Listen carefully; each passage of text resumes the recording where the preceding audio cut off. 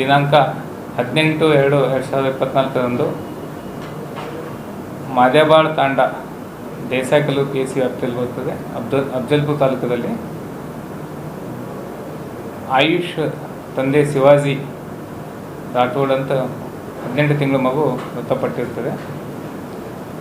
ಆ ಮಗುವಿಗೆ ಆಸ್ಪತ್ರೆಗೆ ತಂದಾಗ ನಮ್ಮ ವೈದ್ಯರು ಪರೀಕ್ಷಿಸಿದಾಗ ಮಗು ಬ್ರಾಡ್ ಡೆಡ್ ಅಂತ ಡಿಕ್ಲೇರ್ ಮಾಡಿದ್ದಾರೆ.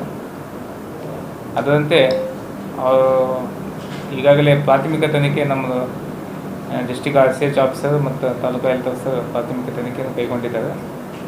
ಅದ್ರ ಪ್ರಕಾರ ಆಮೇಲೆ ಅವ್ರ ಹಿಸ್ಟ್ರಿ ಎಲ್ಲ ತೊಗೊಂಡಿದ್ದ ಪ್ರಕಾರ ಅವತ್ತಿನಕ್ಕಿಂತ ಮೊದಲಿನ ದಿವಸ ವ್ಯಾಕ್ಸಿನ್ ತೊಗೊಂಡಿತ್ತು ಅಂತ ಹೇಳ್ತಾ ಇದ್ದಾರೆ.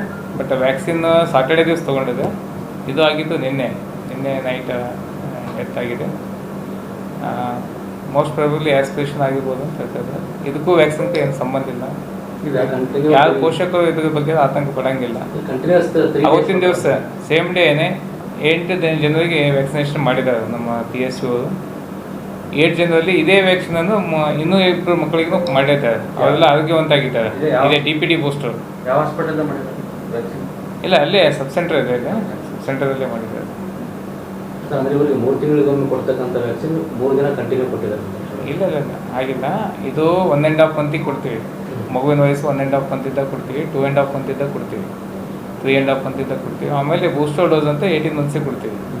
ಈ ಮಗು ಎಲ್ಲ ಡೋಸ್ ತೊಗೊಂಡಿದೆ. 1.5, 2.5, 3.5 ಮಂತ್ ತೊಗೊಂಡಿದೆ. ಆಮೇಲೆ 9 ಮಂತ್ಸ್ ತೊಗೊಂಡಿದೆ. 16 ಮಂತ್ಸ್ ಏನು ತೊಗೋಬೇಕು ಅದನ್ನು ಕೂಡ ತೊಗೊಂಡಿದೆ.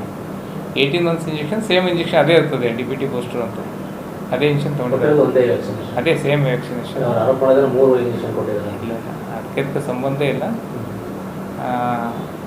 ಅದು ತೊಗೊಂಡಿದ್ದು ಸಾಟರ್ಡೆ ದಿವಸ, ಇದಾಗಿದ್ದು ಸಂಡೇ ನೈಟ್.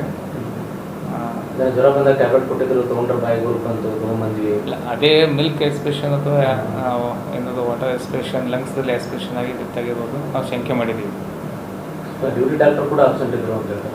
ಇಲ್ಲ, ಡ್ಯೂಟಿ ಡಾಕ್ಟರ್ ಇದ್ದು ದವಾಖಾನೆಗಿದ್ರು, ಅಲ್ಲೆಲ್ಲ ಬೈಕ್ ಕಳ್ಸಾರ ನಮ್ಮನ್ನ, ಇರಲೇ ಇಲ್ಲ ಅಂತ ಹೇಳಿ. ಸ್ವಲ್ಪ ಎಮೋಷನ್ದಾಗ ಎಲ್ಲ ಸ್ವಲ್ಪ ಡಾಕ್ಟ್ರಿಗೆಲ್ಲ ಇವರು ಎಮೋಷನ್ದಾಗ ಬಂದು ಸ್ವಲ್ಪ ರ್ಯಾಶ್ ಮಾತಾಡಿದ್ದಾರೆ. ಅವರು ಸ್ವಲ್ಪ ಎಕ್ಸ್ಚೇಂಜ್ ಆಫ್ ವರ್ಡ್ಸ್ ಆಗಿದೆ ಅಷ್ಟೇ. ಇದು ಡಾಕ್ಟರ್